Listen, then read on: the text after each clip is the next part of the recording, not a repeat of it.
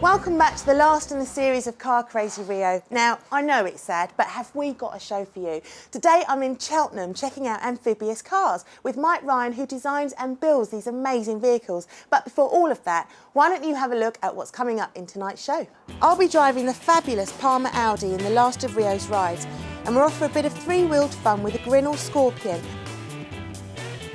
Well, can't hang about here all day. Let's come in and have a chat with Mike about some of his amazing vehicles. Hello there, sir. Hi, pleased to meet you. Now, in here, you've just got bikes. Just bikes. So Can't get cars in here. Talk us through some of the vehicles you've got in here. Well, in here we got, this is my latest project. It's a calf racer Norton from the 70s. There's going to be lots of special parts on it. Billet yokes I've had made. All the bodywork's been handmade by an old craftsman. And over here, the Fizzy. Over there, the Fizzy. Everyone of my generation wouldn't remember. My brother certainly had one. Good. So, and you still ride it? Yeah, for sure. Not when it rains. I was going to say, not in the wet. Not it in the looks wet. Absolutely pristine. That's right. I bet it's quite good fun as well. It's fun, you know. You put your moped head on, then you're 16 again. It's Yeah. great. I was going to say it must be all those memories coming back That's of that right. kind of era. Yeah. Anyway, enough of that. I squeak a bit. Got bike boots on and they're very squeaky, so I apologise. But through here, you've got a load more stuff, haven't you? I'm afraid I have. You've got a collection of crash helmets, so that's all for different moods, is it? No, they're just helmets I'm collecting. You know, I'm trying to get hold of some 60s and 70s helmets, but they all get chucked away and you can't find them. You know. We must say as well that this is the garage next door to the house. So your wife, I presume she doesn't see very much of you. You're in here. It's a wonder my much. bed hasn't been bought out and put into the office. Did have my suspicions on Yes. that. Now you've got another bike at the back here, which is quite bizarre because that's the one that can go in the water.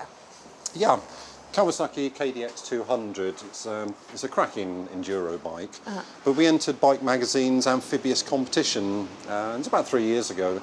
We did it 2 years running and came second in both races. Right. That was at the NEC, so we made that fully amphibious. It was a hoot to ride. Lovely car here, which you can see is your everyday road car. My everyday road car. I'm not really a fan of modern cars unless I was spending in excess of £100,000. I just love it to bits. So presumably, because this car's a little bit older, you can get away with classic insurance and stuff. Oh yes, classic insurance, that's about £100 a year, fully comprehensive, and I get a free tax disc every year. Oh, do you? Oh yes. Fantastic. But no, it's great. It's not the best E-Type in the world. It's very usable. If it gets scratched or knocked, then it's no big deal. It's good. Nice I love it. Nice down to earth. Yeah. You've got another vehicle outside that you designed, is that right? That's right, the Formula 27 sports car. How did that come about?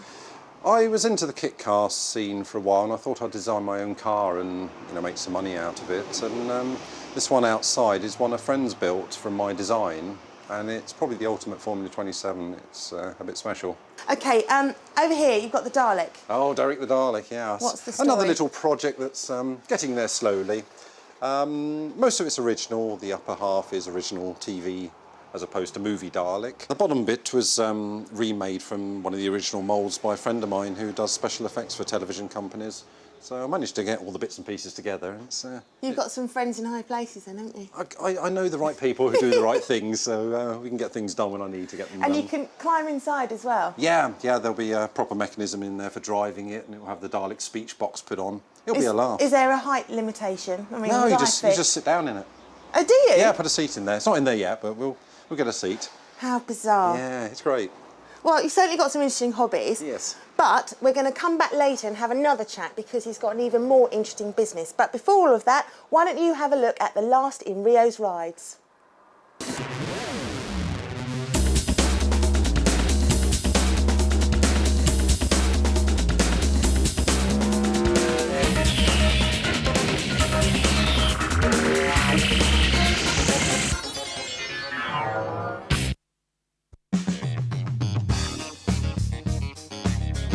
Welcome to the last in the series of Rio's rides.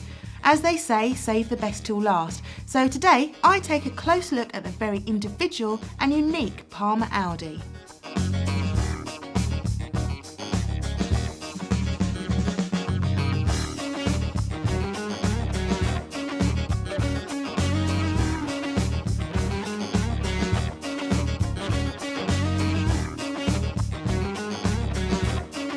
The Palmer Audi was created by John Palmer in 1998, exclusively for this track day.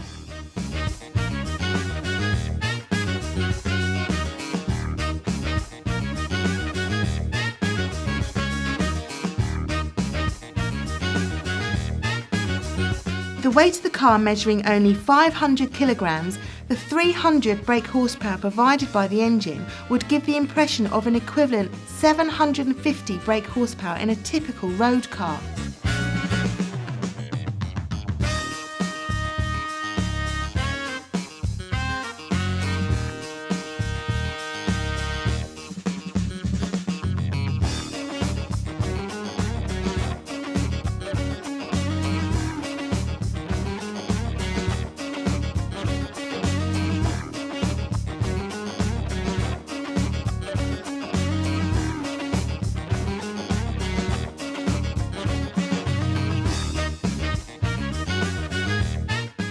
This is, however, too powerful for inexperienced drivers, and the engines have been detuned to around 200 brake horsepower, which is the same as a Subaru Impreza Turbo.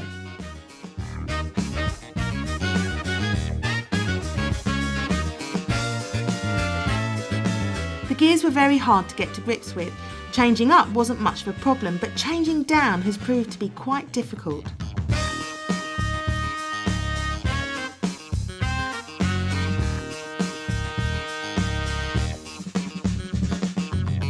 One of the things I've learnt about this car is the fact the revs have to be kept to at least 3,000 when trying to set off.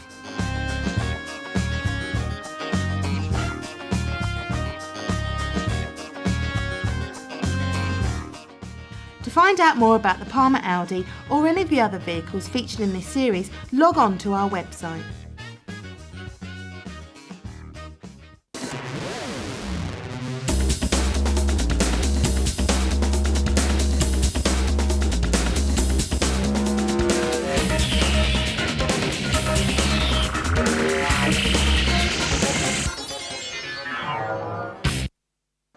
Welcome back to Cheltenham, and we're still in Mike's amazing garage. Now, if you remember, we had a chat and had a look around what's in the garage, and it's quite spectacular. But outside is some even more interesting vehicles, so let's go and have a look.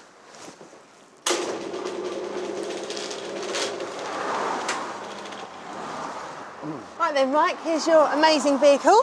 Oh yes, this is the new one, Sea Roader. Which actually goes in the water as well as on the land. It certainly does, fully amphibious, 100 mile an hour on the road, fully amphibious.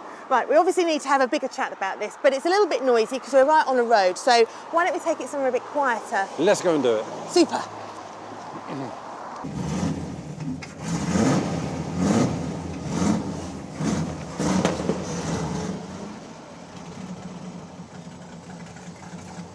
Oh, thank you very much. Right then, what an amazing vehicle. Mike, tell us a bit more about it. How did it all start for you? It all started years ago, back to the early 80s. I was rallying, doing a lot of motorsport, and I just found the cost too prohibitive, you know, get good results. And it's frustrating because I didn't have the finances to carry on getting the results. So I decided instead to design and build my own car, but I couldn't see anything to do that was different than what had already been done. So I had a passion for boats and, of course, cars, and I thought, well, let's combine the two. And I built the Ryan Streamline, which is my first one. We went on to get the world record for the longest non-stop distance in that, which was fun. Oh my gosh. Yeah. So you actually did the world's longest distance in the water? Non-stop in the water, that's right. Which was, how far did you have to go? 104 miles, which is quite a long walk. In the water? In the water. Because you were saying before that it could be quite useful for things like flood rescue and Well, stuff. that's right. We're getting floods, flash floods all around the world now. You know, Yeah. look at Tenerife a short while ago. So these vehicles are ideal for the rescue services. And you explained to me before about the engine and that you've got two engines, one at the back, one at the front, one for the propeller and one for when it's on land. That's right. How does that all work? Okay, usually with an amphibious vehicle you use the main engine to drive it on the road and to take a power takeoff from it to drive a propeller or a jet drive. But on this one we sort of thought along a different route, and we've added a secondary engine. And the other thing is it's very safe. You've got a backup. You can actually drive it in the water on the main engine or on the beta engine. Right. So you can drive in, switch off the main engine, just run it on the That's right, beta start up engine. the beta engine. And then presumably when you hit land again, you've got to turn that off. That's right. Fantastic. There you go again. So how long did it take you to build it? I built this in about 3 months. That was flat out work. Just have a walk around because it's quite stunning. It's just, I don't really know whether from the bottom half it looks more like a boat, and then the top half it's just Says Land Rover, really. You have to compromise with shapes and design. You don't want it looking too grotesque, but it has to be functional in the water. So if I just said to you, look, you know, there's a lake near me and I want to drive through it, can I buy one at the moment? At the moment, you can't buy one. What I can do is show you a set of plans. Show me a set of plans? Yeah. If you want to go away and build your own, it sounds silly, but it's all metal. You cut metal, weld it, you follow the plans and you can build a sea roader. Thanks, Mike. Join me after the break when I'll be taking out the Grinnall Scorpion and putting this beauty to the test.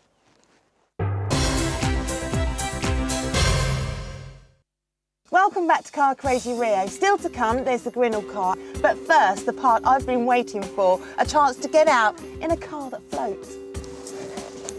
Take it away.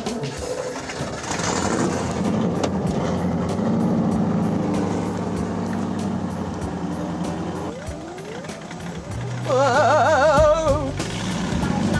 Ooh. Is that you kicking in the second? That's the second engine coming now. It doesn't feel right.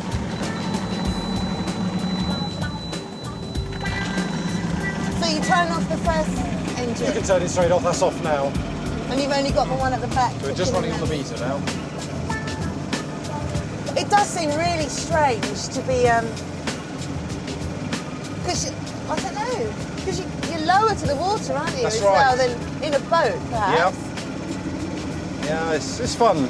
I'm used to it now, but it's still exciting. It's ever so strange. It's a bit chitty bang bang, isn't it? Yeah, that's right. It doesn't fly yet, though. Doesn't it? No. Now, there'll be some water coming in the front now, so it's pumping it out. Oh, I see. So explain to us about these pumps.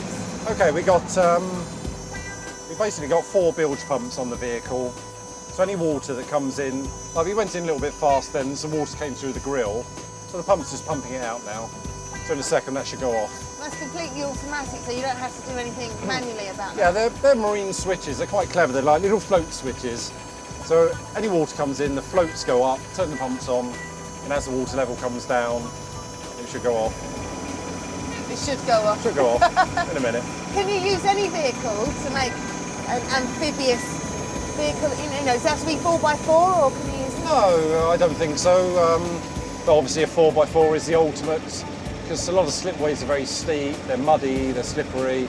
So without 4-wheel drive, you're going to struggle to get out. So did you struggle with the Lamborghini then? Oh yes. Yes. And the worst thing about that was it was rear-wheel drive as well. Oh my gosh. So the only way you could get out really was on a shallow beach. And you had to come in at an angle so the wheels would bite. So was that your first car? No, that was the third car. The first one was the Streamline, we got the record in. Right. The second one was a Fiat Panda conversion. Third one was the motorbike. Fourth one was Lamborghini, and now the Sea Roader. So you've gathered all your experience, wealth of experience in floating cars. That's right. Come up with this. And this is good. I like this one. It does everything I designed it to do. And if you were trying to use it as a rescue vehicle, presumably you could build a trailer or a boat or something that could tow the people, extra people. Well, that's right. The rescue services usually have rigid inflatable boats. There's no reason why they can't tow that boat on the trailer straight into the water. I've got to interrupt you. This just feels really weird because the wheels have just hit the floor. That's right. We've come in close to the bank and 2 of the wheels are grounded, but the propeller's still pushing the car. So if we start the So main... you haven't got your first engine on? No, now the main drives. engine's running. So we can throttle off back on the beater and just drop the clutch as usual. And just carry on driving? Then we're half floating now, half driving.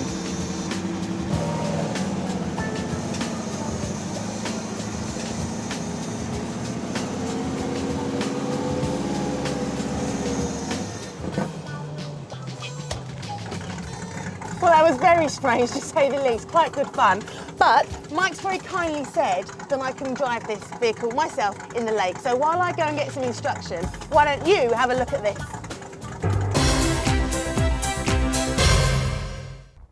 Normally, when you think of three-wheelers, you think of Delboy and Rodney's Robin Reliant. But I've come here to Worcester to see some very special machines. Come on then, you plonker. And the man responsible for this wonderful machine is Mark Grinnall. Tell me all about how you started with this idea. Well, we originally started by restoring Triumph TR7 and TR8s, and because I was interested in manufacturing, I wanted to develop a product which we could sell all over the world. We started off with the Scorpion with a 1000cc BMW motorcycle engine. Right. And then from there it's been developed into a 1100 and now this new 1200. So how long does it take you to make one of these cars from start to finish? The complete build time is just over around about 250 hours. That's not an awfully long time really, is it, to make a whole car like this? I suppose Especially not, something so unique. Mm. And how much will it cost? Complete car runs out from between 14 and 18,000 depending on the engine spec. Not bad if you want something quite original. So what licence do you need to drive this? You can drive these cars on either a car licence or a bike licence. Sounds like fun. What's the top speed? Depends again on the engine spec. The 1200, which is the fastest, is about 140 brake horse and it only weighs 375 kilos dry. So it gives a very good power to weight ratio. So 0 to 60 times around about 5 seconds. Yeah. Top speed around about 130. Really? Without a helmet? Quite a thrill, especially sitting so close to the ground. Okay, can't believe you're going to let me drive this on my own. C'est moi in my motor and I'm off for a drive on my own. So I'll see you later, Rodders.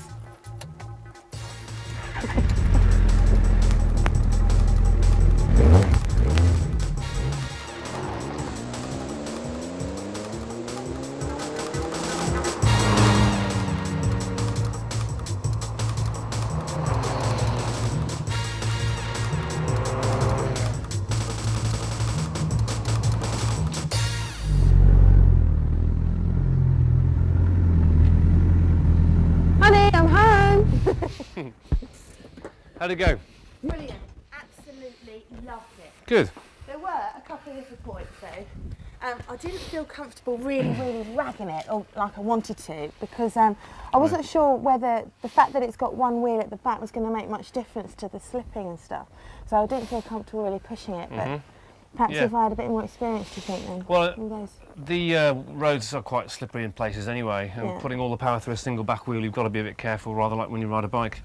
So you were wise to take precautions, and it does take a while to get used to it, the same as anything. But I absolutely loved the way everyone kept staring at me in the car and giving me thumbs up and waving and stuff. I think it looks absolutely beautiful. Good, thank you. What else do you make here then? We've got a new four-wheeler car now called the Scorpion 4, which goes into production at the early part of next year.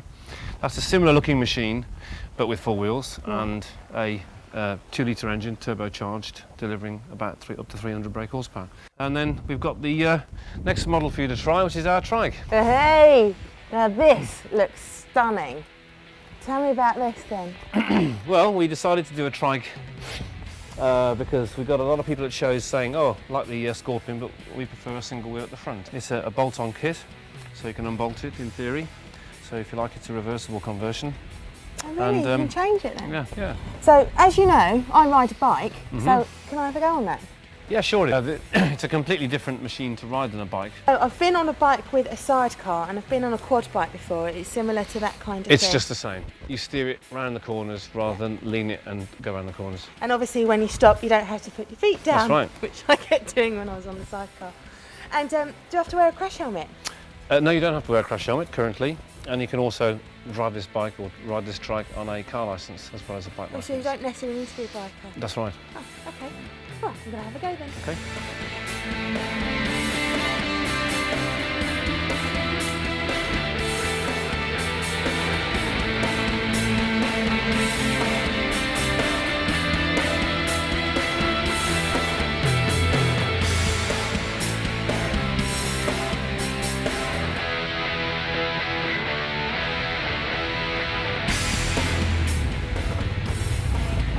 Well, I've made it back to the factory all in one piece, and to tell you the truth, this thing is fantastic. So I'm sure Mark won't mind if I take it for another hour.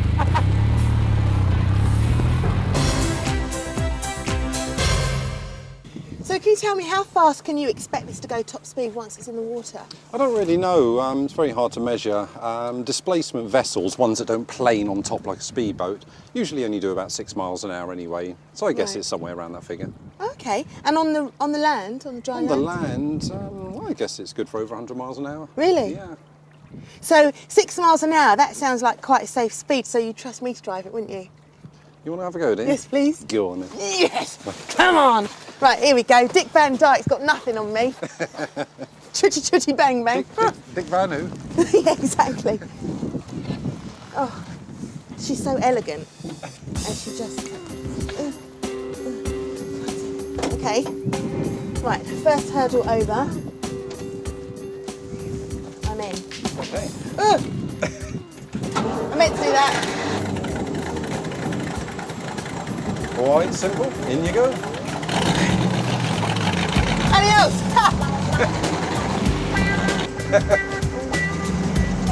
Don't be shy, you're only getting wet.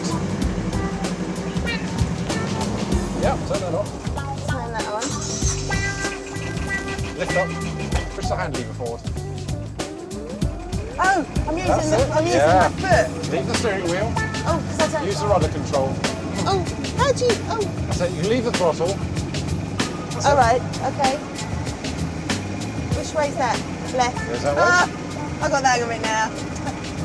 Hello, sailor. It steers really well. Well, that's the new rudder we just put on, and I'm very pleased with it.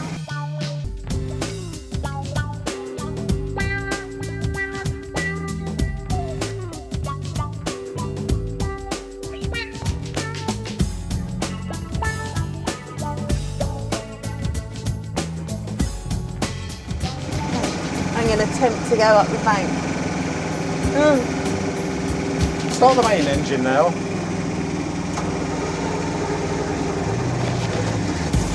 Right, pull the big lever back. Wee, look at that. It's amazing. Well, that's it from Cheltenham, and as usual, I've had another fantastic day filming with Car Crazy Rio. I hope you've enjoyed the series, and you never know, we just might meet again.